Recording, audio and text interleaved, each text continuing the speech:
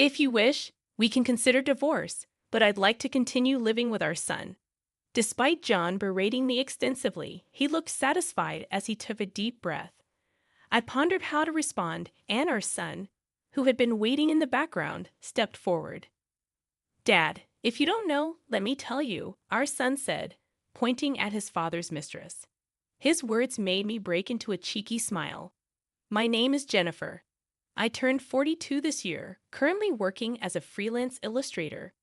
We've been married for 15 years, and we have a son in 8th grade. Throughout our marriage, John has jumped from job to job, not lasting very long. Most of our income comes from my work as I balance housework, raising our child, and my job. Working from home became a necessity as John took sporadic short-term jobs. Despite being a newbie in the freelance world initially, my efforts resulted in a stable income and consistent work. Referrals from former clients led to new projects, and I now illustrate educational magazines and brochures.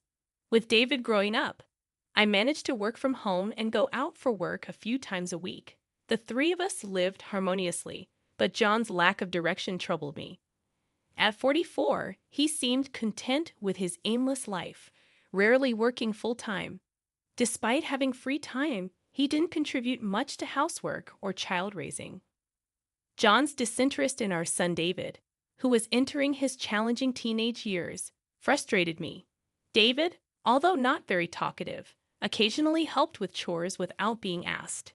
However, John showed no interest in our son and rarely assisted with household responsibilities. Lately, John had been coming home late more often, and I couldn't shake off my unease and frustration. Even on days when he claimed to be working, I suspected he might be doing something else. His sudden interest in picking up and dropping off David at his basketball club raised suspicions, as it contradicted our household rule of always having a parent handle these tasks. While I appreciated the help, something felt off, and my suspicions started to crystallize over the past few months. As I passed by the place where David goes, I decided to take a different route home for a change of scenery. While shopping near David's facility, I unexpectedly spotted John, who wasn't supposed to be there. He had claimed he'd be late tonight due to out-of-town work. To my surprise, he was chatting happily with a woman who appeared to be one of the staff members from the basketball facility. A sense of unease washed over me as I observed the two of them. The woman noticed me and tilted her head, asking, "Excuse me, are you David's mom?" I reluctantly confirmed, and she thanked me for my son being in her care. Awkwardly nodding, I engaged in small talk with her, curious about her role at the facility. Ignoring my husband, who seemed rigid and tense, I attempted to gather information. The woman introduced herself as Jessica, but I couldn't help but wonder why she didn't provide more details about her role with David. Ignoring my puzzled expression, my husband seemed eager to end their conversation. On the way home, we didn't speak, and he deliberately avoided eye contact, appearing distant. His recent late returns and eagerness to handle drop-offs and pickups, combined with his strange behavior after being spotted, fueled my suspicions. I couldn't shake the feeling that Jessica had something to do with it. As we walked home, I wondered if he was having an affair with this younger woman. In my heart, I sensed a change since he began doing the drop-offs and pickups. He had become noticeably distant, and when I inquired about his behavior, our son responded curtly, displaying annoyance. Chasing after our reluctant son and forcing him to the facility every day felt wrong. My suspicions grew, and soon they were confirmed. One day, as I casually dropped by, Jessica found excuses to visit our home more frequently. While she mentioned our son, it became clear that it was just a pretext. She always appeared when my husband was home, not me or our son. Watching them cheerfully converse in the living room, I was certain of John's infidelity. A month after noticing odd behavior, my husband began coming home later and occasionally leaving for days. When I jokingly remarked about his late return, suggesting he spare me the cheating, he abruptly stood up and glared at me. "Just stick to your work. I'm taking care of David, so don't pry into it unnecessarily," he retorted before leaving the living room with a sigh. I seethed with anger at being told as if he was handling everything, when in reality, he had left all the housework and the responsibility of taking care of David to me. My frustration surfaced during one of our petty disputes, and David, who had been silently observing, finally spoke up.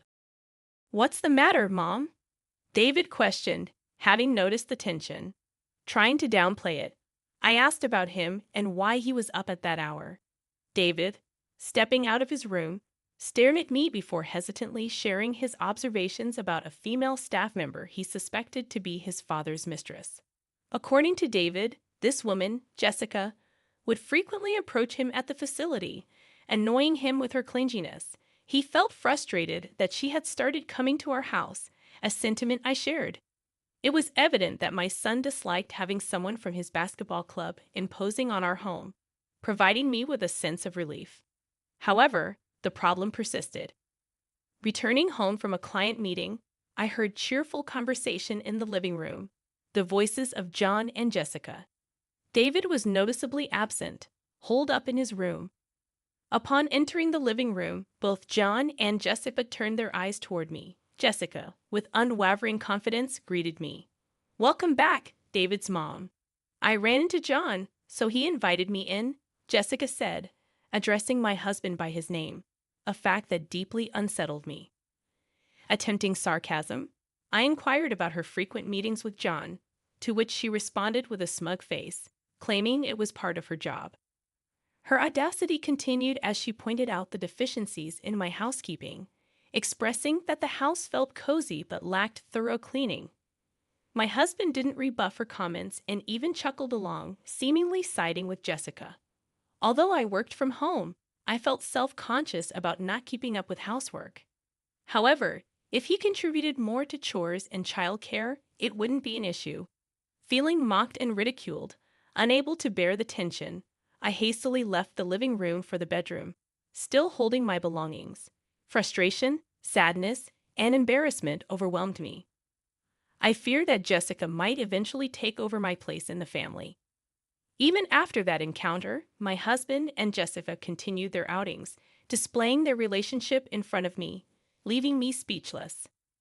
I later learned from others that they often met under the guise of discussing my son's education, further deepening my sense of betrayal. Realizing the need for evidence during my husband's frequent absences, I embarked on a search that uncovered undeniable proof of his infidelity. Despite his claims that we couldn't afford gifts for birthdays or anniversaries, I stumbled upon receipts from motels, upscale restaurants, and high-end watches and jewelry in his coat pocket. Even places he insisted were beyond our financial reach had receipts, suggesting he frequented them with his mistress, not his wife. While the pain of his actions cut deep, I maintained composure and continued accumulating evidence of his affairs. Though divorce crossed my mind, I resolved to endure until David graduated from high school. Yet I vowed to gather sufficient evidence to secure a favorable position if the time for separation came. The question lingered. Where was the money for his affair coming from? As I pondered, I remembered our house's savings account for my son's college fund. A chill ran down my spine as I checked the transactions, revealing substantial withdrawals over the past few months. Shockingly, the balance had significantly decreased.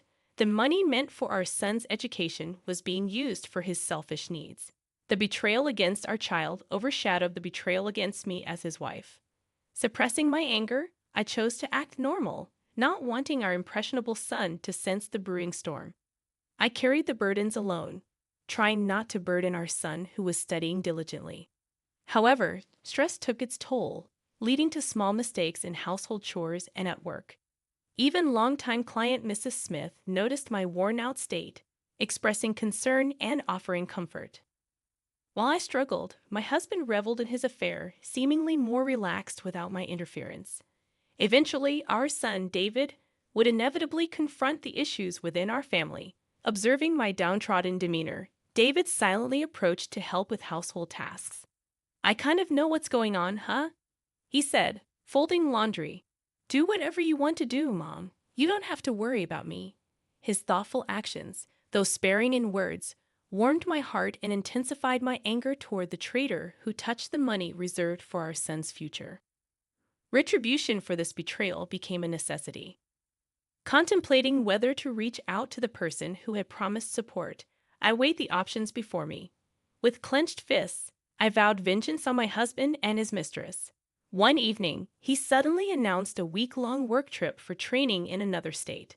However, skepticism arose. The restaurant chain he worked for operated solely within our state, with no offices outside. His earlier boast about the job's perks included not having to relocate out of state. When my son casually mentioned a staff member from his club taking a week off, my husband's startled expression raised suspicions. Despite his initial pride in discussing the intense training, he grew silent and stared anxiously at his smartphone. Since confirming his infidelity, I had been monitoring both him and Jessica. A private investigator revealed that Jessica, working at the basketball facility, also had a week off. Aware that their business trip was a cover for a romantic getaway, I refrained from catching them red-handed, opting for a more strategic plan. Having planned something since discovering their intentions, I coordinated with my son, who was now on board. On the day of their trip, I bid farewell to my unsuspecting husband. My son and I, aided by relatives, began cleaning and packing. The plan was to move out while he was away and stay elsewhere until finding a new home. Supported by relatives angered by his actions yet concerned for David. To prevent my husband's access to our savings account, I transferred the remaining money to my personal account. While making preparations, I couldn't leave his belongings behind and decided to send them to a specific location with Mrs. Smith's consent. A few days after moving, my phone rang with my husband in a panic, requesting money during his supposed training. Declining, I confronted him about the account he usually withdrew from. The frantic voice of Jessica in the background signaled their financial desperation. The next day, my son and I headed to a specific location, a magnificent mansion with a well-maintained garden. Inside, we found my cheating husband and his mistress, sitting on the floor, apologizing to Mrs. Smith. She, with a stern expression, was not just a longtime client, but also the principal of the middle school attended by my son, forging a close relationship over the years. We confide in each other with our personal troubles. I'm deeply sorry for the trouble caused by my husband. In truth, it's my daughter's fault that all of this happened. It turned out that Jessica, who was on a trip with my husband, was questioned by her parents about a package she received at home and had no choice but to return immediately. Naturally, she insisted that my husband accompany her. Upon hearing Mrs. Smith's words, my husband began to shake in fear. Mrs. Smith had always been concerned about my declining health after learning about John's affair. When I finally confided in her about the affair and she discovered that the mistress was her daughter, she was utterly devastated. Despite this, Mrs. Smith wanted to make amends for her daughter's actions and had been cooperating with me ever since. Pointing at the piles of boxes, she sternly reprimanded her daughter, expressing her disappointment. "You should be ashamed of yourself for always wanting what isn't yours." Mrs. Smith scolded her daughter sternly. Her daughter attempted to defend herself, claiming it was a misunderstanding, but Mrs. Smith wouldn't hear it. She insisted on an apology, promising consequences for her daughter's actions. Ignoring Jessica's hysterics, I turned my attention to my silent husband standing beside her. "Don't you have something to say to me?" I asked sharply, prompting David, who had been standing behind me, to step forward. "She's not a regular staff there, just an intern at the club," David interjected firmly, addressing Jessica directly. "And don't you ever try to get all chummy with me again. Always flirting with men. It's disgusting." As my son spoke, it became clear that Jessica hadn't been officially hired at the club, contrary to my husband's belief. He had thought she was experienced in student education or activities, which was laughable considering her actual status. Their exchange revealed hidden truths, and as I looked at the stunned Jessica, it seemed that they both had their secrets. Before leaving, I felt compelled to offer Jessica a piece of advice. "Did you know that I pay for the rent, living expenses, and even David's tuition fees? This man, John, has been working odd jobs for years. You think he's okay?" Jen, with a face drained of color, attempted to interject, but it was too late. Jessica was so shocked by the revelation that she collapsed on the spot. From what I could tell, John had been acting as if he had plenty of money to spare, hiding the fact that I was the breadwinner of the family to save face in Jessica's eyes. I seemed like a lazy bum who neither worked nor took care of household chores properly. Mrs. Smith was left devastated, facing the harsh reality presented by my husband and Jessica. After David and I happily returned home, it appeared that John was kicked out of Mrs. Smith's house. Looking defeated with Jessica and a load of stuff, months passed since the move. On Mrs. Smith's advice, I decided to leave my divorce process to a competent lawyer. Thanks to professional assistance, all the complicated procedures went smoothly, bringing me relief. I heard that the savings I had set aside for David's education could also be added to the claim as child support. As for Jessica, rumors spread quickly at the basketball club about her affair with a student's parent, leading to her dismissal from the job. Seeking help from her parents, Jessica found Mrs. Smith unwilling to assist, leaving her lost and confused. Despising a man without money, she spat out words of disdain and abandoned John. Despite John's attempts at reconciliation, neither David nor I were willing to agree. Mrs. Smith felt terribly guilty for her daughter's role in ruining a family. I held the downcast principal's hand and said, "Let's keep working together." I'm truly grateful for the principal, thanks to whom I found a new job. Work has been going smoothly, and life with just David and me is filled with hope. David's joyful smile touched my heart as he casually expressed, "The job you do, Mom, is really amazing. You're the mom I'm proud of." Looking at a magazine featuring my illustrations, I discreetly wiped a tear from my eye. I want to keep pursuing my career as an illustrator, but above all, I want to work even harder for my precious David.